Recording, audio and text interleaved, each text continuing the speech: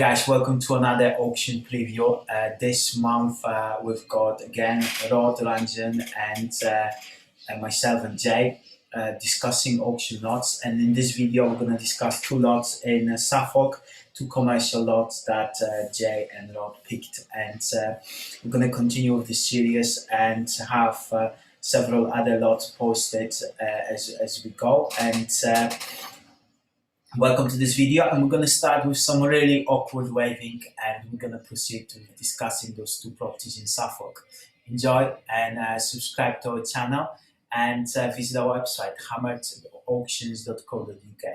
Then hello. Hi. Yeah. Good. Okay, brilliant. Well, today we've got again several lots that we're going to discuss. Each of us have suggested a couple of lots, and should we just dive straight into this without too much of introductions? I think people who watch this, they more or less know who we are because they've watched it before, and we put the intros in the description of this video. So, whose lot shall we start with? Who wants to be the first one? You choose. Okay. I want to check out Rod's the one in Suffolk, the Newmarket one. That looks interesting at a glance. Okay, let's start with Suffolk. So let's give Rod a chance to introduce this lot. Okay, so this is lot 4 in the Acutus auction. Its address is 136 to 142 High Street in Newmarket. Is a freehold vacant office with residential conversion potential. It's a very kind of pretty building with also in a coach house in the rear, and it provides all office accommodation. It's currently vacant, and I was drawn to it really because it's a really good looking building. Very kind of nice frontage on what looks like a decent high street. Round the back it also looks very nice. It's about 14,500 square feet. I think about 1,300 of that is the basement. So looking at it, if you were going to be repurposing that into residential, which the area kind of looks like it could cope with it, you've got a GDV of that as residential without the basement at about 3.5 to 4 million in that area, based on square footage of neighbouring properties and price per square foot on neighbouring properties. Looking at the conversion costs, obviously this is a bit of a fag packet number because I haven't been in it, I haven't kind of been down there. But you look at the building, it looks pretty in decent enough shape. Obviously there's going to be conversion costs, which depending on how you're laying it out, with an office, normally there's not a huge amount of structural reconfiguration. Obviously, it's new services, things like that are going to be a big cost. But if you're looking at £1,000 a square metre there for converting that building and not doing any structural elements, plus say your services and your warranties on that, you're looking at about £2 million, roughly 2.5 costs, including the purchase of that property. And we said you've got about a £3.5 to £4 million GDV. So I quite like that. The other part is obviously using it for what it is, offices, and where you're in the town centre location, you're by the railway station. You've got about 14,000 square foot of space for offices. That's pretty decent. If you're looking at very low rates in that area, the lowest kind of serviced office rates you can get, you're looking at about £35 a square foot to rent. So that's decent rent here. Obviously, there'll be some costs on that. But are you going to get that in this area? I mean, you've got a decent. Newmarket's quite an affluent kind of town. It's a commuter area, which is good for when you've got businesses that aren't going to be in London. Maybe people are working from home a bit more. They can do that too, maybe 3 days of work from home. But can they work from home, or do they want to work from anywhere? I.e., they've got the kids screaming in the background. House isn't big enough, so they might want their own local office to go to get some work done. And I think I'm quite bullish on that sort of offering at the moment. And coming out of this, I think this third lockdown has really kind of torn the novelty out of work from home or work from anywhere, and people are trying to get back into an office environment, albeit maybe not 5 days a week, but certainly close to where they live. I think the main issue is kind of getting on a tube in London at rush hour is probably more of an issue. But I do think there's a lot of value there. Now, where I think that this could fall down is things like parking. It's not clear how much parking is there. So that would be an issue for possibly the conversion to residential, and it may be an issue for the offices as well, depending on how exactly they are located. I don't know Newmarket particularly well, but obviously you've got kind of Stansted Airport nearby. It's got good transport links and things like that. So I'd imagine it will be very beneficial to have decent parking. It's not very clear from the online documents of what the parking situation is. So I'd want to clear that up first. But again, I think there's decent opportunity there. And like I said, it's a really nice building. I mean, if you could do those as flats, they'd be lovely. You've got kind of garage space, obviously the old coach house. It's looks like a nice place to work from too. What are your guys' thoughts? Well, I'm just opened the title plan for this property. Is it the right one? Yeah. Ponter factored out. You'll need to explain what you're looking at. It's a title plan for this property, but I'm not sure if this is the right thing. I'm not sure that's the right one. No, it says South Yorkshire on there. Yeah, actually, it's some. I don't know why this opened. If I downloaded this other pack, okay. But I'm trying to locate the title plan so that we see the extent of the property, because that's going to be quite telling about the size of car park space and things like that. Yeah, a couple of things I would say is I don't think the future of this space is as offices. I see it as residential. I mean, we run a serviced office business centre in St Albans, about 10,500 square foot, home to about 40 small businesses. And the problem with this sort of space is that it's an old higgledy-piggledy building. So you'll be charging a serviced office rent, but you as owner will be down for maintaining a rather old building. They tend to work in terms of profitability in buildings that were originally offices, nice square buildings, multi-floors, easy to maintain, easy to service, easy to sort of keep going, and obviously the rents are sort of much better. Whereas if it's converted to residential, of course, that building maintenance issue is transferred to the long leaseholders when you sell those flats on. So that is probably a better way to go on it.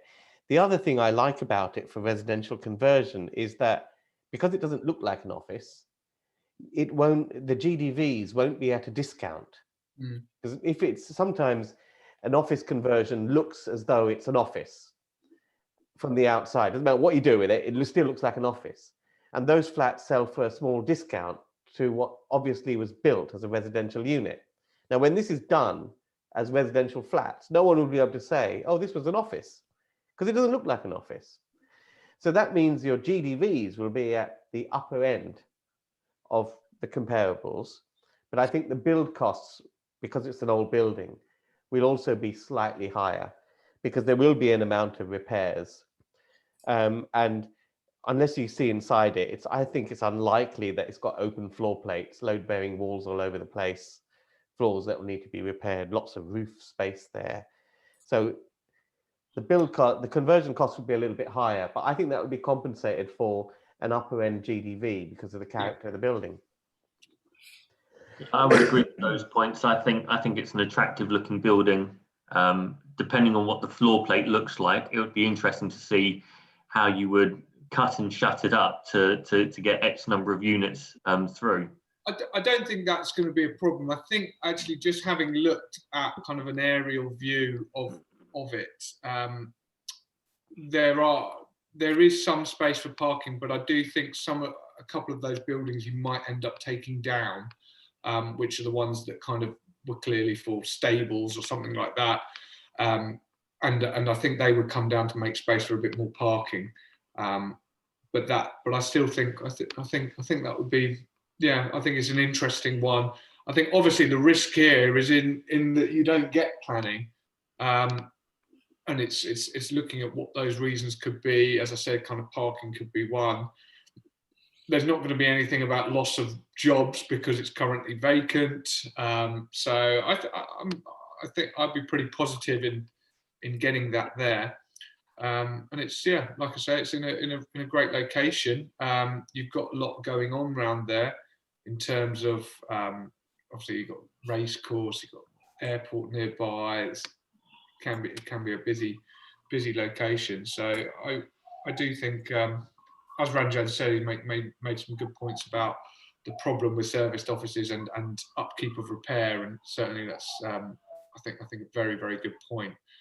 So I do think residential is kind of the goal here, and I think it looks like someone could make some good money in it. And as long as the office use status is checked and verified, and it was used as an office under the current rules as of 2013, yeah, then it's prior approval. So getting the consent to convert to residential is relatively straightforward. Mm-hmm. Brilliant. Well, so what do you guys think this might sell for? Sorry, just one more point is just looking at the price per square foot. I mean, what are they asking? Sort of about 600 grand for what is it? 14,000 square feet. Yes, 14 and a half. That's not bad, is it? And there may be some bonuses there because it's quite unclear whether it's got several garages and some undercroft car parking space. It's not quite clear from the description whether those are included in the internal square foot measurements. Yeah. So buying something in sort of the southeast, £41. Yeah, for 40 quid a square foot, regardless of what it is. I mean, you're not going to go too far wrong at those kind of prices. And actually, yeah, it's one of those situations where you couldn't build it at that pound per square foot at that price. Well, exactly. I mean, it's like you'd struggle to entry, haven't you? You'd struggle to put wooden flooring all over. Exactly. I mean, also there's a cottage there as well, which I just saw because it's separated out. So you've got an additional kind of separated building there as well. Mm-hmm. Yeah, it's interesting. It's certainly interesting. This on instruction of trustees, interesting sell point. It could do quite well. I think this could attract a proper bidding war. I'm saying 800 or so. Well, especially since we've talked it up. I think so. I know. So I 750 is my guess. 750. The other thing to look at is kind of with everything that's going on with the talk about these 95% mortgages and things like that. This is who that target audience is going to be going for, the type of product that you're getting out there. So I do think that you are going to be reaching the higher ends of the GDV. You've got new build sort of warranties, new build premiums there as well. And I think that, I think that the new regulations about the minimum sizes, I think this is going to help with buildings like this because developers won't even be tempted to try to basically do like little studios, which usually don't work in those areas outside of London. Yeah, exactly. This is not a little studio type of property. This is the great advantage of prior approval is that the council can't force you to make a dwelling mix. So if you go under planning permission, they would say, we want a few 3 bedrooms, we want some 2 bedrooms, we want some 1 bedrooms. So you can build every single flat can be a 37 square meter, 1 bedroom, starter flat, aimed at the 95% first time buyer mortgage scheme. And these will sell like hotcakes because it doesn't I look don't think they would sell. I think you would struggle to sell Yeah, I'd be looking at more kind of 2 beds. larger 2-3 bed loft style apartments in a nice area. But I think that's the beauty of it is it's got a lot of opportunity and a lot of options. Brilliant. Okay. Well, I think as we're in Suffolk, we should continue with this trend. And Jay has suggested a kind of a similar type property. But Jay, do you want to talk to us about this one? Yeah, absolutely. So this is lot number 79 in the Allsop commercial auction on the on the 23rd of March. This is a link detached freehold grade 2 listed bank, which is currently let to Barclays Bank, and that's on 39 High Street, Haverhill, CB9. It is let to Barclays Bank until 2026 with no breaks. There was a tenant break option this year, which they have not exercised. There is a car park to the rear, and there is a rent review next year. What attracted me to this was it is quite a sizable building, and it sits nicely on the high street. There is ancillary parking to the rear, and the building looks like it extends quite far down on a single story basis, and has got a really nice, what looks to be a grade 2 listed frontage.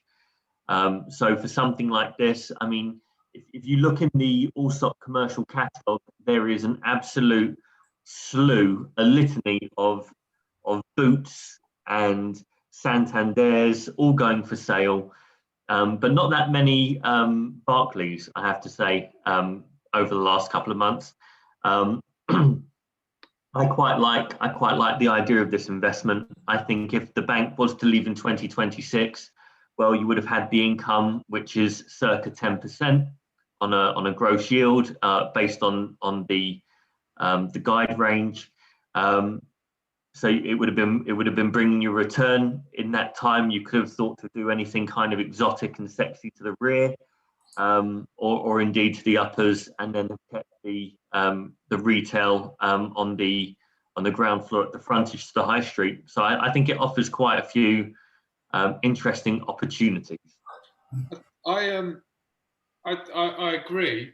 I think one thing that's interesting is it says on the first floor it's 10 meters of space. Now, what does that mean? Well, it's saying on the floor when you look at kind of the tenancies. 10 square meters. It says there's 10 square meters on the first floor. Now, looking at that building, you know there's not 10 square meters. You know it's going to be, well, as a minimum, what the second floor is. That's right. So again, just something to look out for. That is so funny. But usually, like, those things are kind of wrong because of the fact that those measurements are taken from the business rate valuation office measurement, and those measurements will, on the VOA website, will include things that are rateable for the business rates, and some of the spaces just not rateable, so they're not included. Yeah, exactly. It is worth having a look at because I think the looking with banks, of course, the vaults are not rateable area, but those vaults are heavy things. They're normally in the basements. So normally you see the basement is significantly smaller than the upper floors because most of it isn't rateable area. So it'll be interesting to find out what the non-rateable floor space is. But that is a problem because I think when you go to view a bank building, you have to take in ID and photo ID and all of this sort of stuff to get to the space behind the public areas. So it's quite a lot of hassle for them to measure these things up. So often they do go on VOA. I mean, I think they've put the decimal point in the wrong place, but Yeah, that would be my feeling too. Yeah. when you look at the back as well, and the parking, Jay, it's got a load of parking, hasn't it? Which looks quite good. I'm just wondering. It would be interesting to see how much residential is above shops on that kind of high street, because it looks like it's pedestrianised road there, or at least there's lots of people walking on the road in that image. But it's got a great sort of sized car park as well, which looks good. I think the prices for residential in that area of kind of shops above, residential above flats, looks like it's about 2,600 per square metre. So the cost of, you might want to just bear that in mind when looking at, if someone was to buy this, looking at, right, okay, that's going to be where we're going to end up. Like, how does that factor in terms of what you're paying for it per square metre, plus what your refurb costs are going to be to convert that, and is it going to stack up? But yeah, I mean, look, it's yielding well. You've got some time there to do it. We've covered these types of buildings loads in past sort of episodes, haven't we? Where we talk about that you've got some time to sort out your planning. All through that time, you're getting income. There's options, different types of options you can do with it. I just think this sort of thing is a really good option. I think the biggest question, building stuff, which might cause you a few difficulties in terms of kind of dealing with heritage officers and that sort of stuff. But again, I think Ranjan brought up this point earlier. What part of it is listed? Because it could be that it's something silly like the pillars at the front door or the windows at the front, because the back of it is pretty ugly and looks like an addition. So you'd want to just understand what the issues are going to be around that. I think that was the one measure that kind of has me tempered on the value that I'd attribute to the property is I want to know what would be listed. It's clearly not the whole building. For me, I would look at it and think the majority of the listing there is in the fascia, in the frontage, but you don't know what the internals, if there is like special cornicing or what's in place there that's going to slow that down. The other thing I'd just say is that the back part of the building, which is obviously a newer addition to it, which comes back quite far. I mean, that's kind of looks to be crying out to have an extension put on the first floor as well, to go up a double story. And so I think there's a fair amount of space you could use on that as well. So I do think there's several different kind of things you'd be looking at here. Again, I'm not too sure of what the actual area is like, but right on the high street, sort of serviced accommodation, that sort of thing will do well in these market town kind of. Yeah, and it's funny that we discussed a property in Sudbury recently, this one in Haver Hill, Newmarket. It seems like we like this kind of area. It's our very own Suffolk Golden Triangle. Indeed, yes. And I mean, I don't know this area, so I won't comment on the marketability of residential conversions on it. But just as a building type, from a permitted development angle, that's an interesting rear end, excuse the expression. One of the problems with permitted development and prior approval is that you've got to show that there's natural light to habitable rooms. And one of the things that trips up those sort of projects is that the windows there aren't enough windows and they aren't in the right place to carve it up internally into rooms. Here, straight off the bat, there are enough windows all over the place to carve it up however you would like under prior approval. So you immediately tick the natural light for habitable rooms, which I think in a building which is next door to a listed building may represent a bit of a problem if you had to apply for planning to punch in windows. So that's a positive. Yeah. Yeah, I think this building is going to sell for something around the 8% yield, a little bit like the Sudbury one. There's still a long lease, 5 years left. It's enough to attract sort of investors looking for yield, I think. Brilliant. I think to move on to the next one, I've got quite a similar one. This is my suggestion.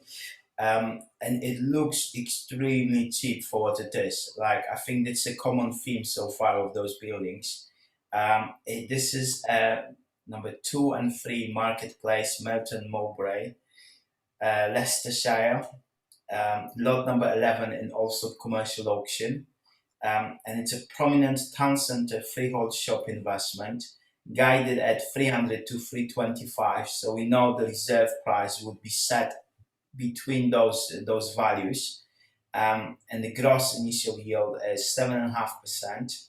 The entire building is let to Holland and Barrett Retail Limited, and basically what it is there's been a lease to Holland and Barrett at 70. Prior to this being the rent was so the lease to Holland Barrett was at £35,000 prior to renewal, and Holland Barrett, I read the legal pack or parts of the legal pack, and Holland Barrett basically exercised the break clause in their lease, and then they used that as leverage to get a new rent, and then they agreed a rent of £22,500 for the whole building. So that's what it is. And the upper parts are quite substantial. So this is from probably VOA website again, but in total, the whole space, including the basement, it's got about 6,000 square feet. And I don't think that's all being used by Holland Barrett. Basically, they've got it in the lease, but I doubt they use the upper parts that much. So I think the reason why it's so attractive is because it's a town center location again, very prominent location. The building's got like windows from all sides.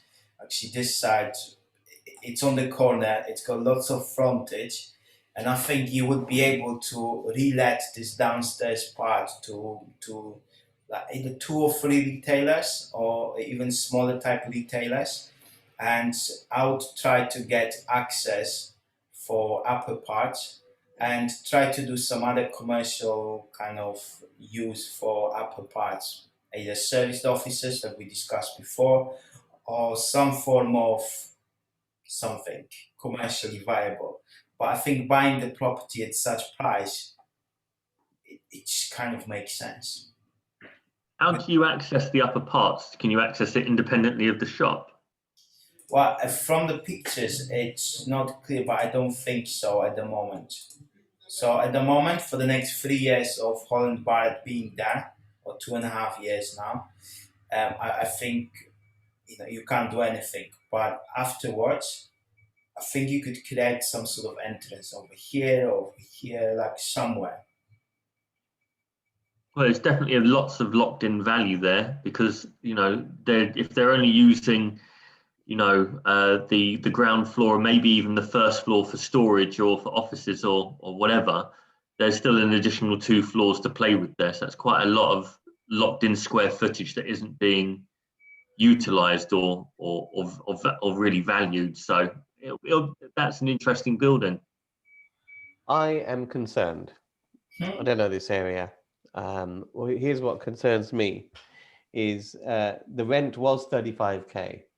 And it's recently been renegotiated to 22.5. Now, and Holland and Barrett, like many big companies, have played this game at times that they have been able to in the lease. Now, if the upper parts were of any value, then the landlord would have said, okay, you can have a rent reduction, but we've got to take control of the upper parts. What happens in areas where the upper parts are probably too much hassle to take back is that the landlord pushes back and say, look, we'll give you a rent reduction, but you keep the whole building because we want you on the hook for the FRI. We don't want to take back the parts because then the landlord is responsible for the maintenance of those parts as well. So that concerns me, because if the upper parts had value, that would have been part of that lease negotiation. So I would disagree. Like there are spaces of, for example, Holloway Road, space around you know that area very well. So the space around Iceland is a gigantic space, unused, totally unused. The space around above Vodafone, about like quite a few of the retailers there, totally unused, and you couldn't call this an invaluable space. It's actually probably 700, 800 pounds a square foot type space. But it's all about creating access and going through the hustle and having the creativity to actually do it. And I think a lot of people they just like the easy rent that's coming from a good covenant, and that's what they care about. And I think a lot of sellers do not have the creativity, the willingness, and also the know-how. Like not everyone watches those videos to basically have the ideas that we're saying here and kind of try them and discuss them with other people. I think a lot of landlords are just lazy. Yeah, it's just that it's nearly a third, isn't it, that's been swiped off the rent, I not mean, to I ask think for it it's back. probably halfway between the two. In that, yeah, taking a third off the rent shows that, look, in this small town, there is likely going to be an awful lot of boarded up shops and what have you. Having said that, where it is, I mean, this is the prime spot in the town for any retail. I mean, a cafe would be brilliant. You've got 3 different points of frontage on there. It is low value. So, I mean, the residential kind of price for flats in the area is about 1,800 quid per square metre. So, to Ranjan's point, repurposing those uppers into anything is going to be quite, I don't know whether it's going to be cost effective. And I absolutely get that point of not wanting to have to take liability for an old building in an area where, let's face it, if you've got to fix a building wherever you are in the country, there's going to be kind of a minimum price you're going to pay for that. I think to convert to residential, I just think it's going to be too much to do there. And I think you kind of were talking about offices and things like that up there. It just depends a bit about how much demand there is in an area that is quite low value. Yeah. For offices, and I'm not sure that The problem with those sort of areas with the offices is that it is so much more cost effective to buy an office building because space is not at a premium and that. And then if you've got an office building, you've got suspended floors, suspended ceilings, you can run cabling without a huge amount of trunking, you've got air conditioning that's easy to put in, all of this sort of modern stuff that's just base minimum in an office building. To Piotr's point, to Piotr's point about a lot of landlords just not knowing, I do think that's true as well, especially with commercial buildings where they would have bought them in their pensions, they would have bought them and they just want an easy life. They're not interested in kind of redoing things. They're not interested in getting creative. And it's a combination of not knowing, but also not having the appetite to get stuck into that because that's not what they've invested in that building for. That is spot on. Passive kind of. I think that's a classic example, like also of our Park Avenue News. It's like those sellers could have done so much better with those buildings, but they sold it to us, and we tripled the value in 9 months. So I think a lot of landlords who just don't have appetite to do things is that. But yeah, it is a low value area. I think you just need to be very creative with the commercial use and the way you structure this, I wouldn't want to convert into residential. You're probably right. It wouldn't be very appealing to live there, and I think this is asking for some kind of commercial use that's going to be profitable.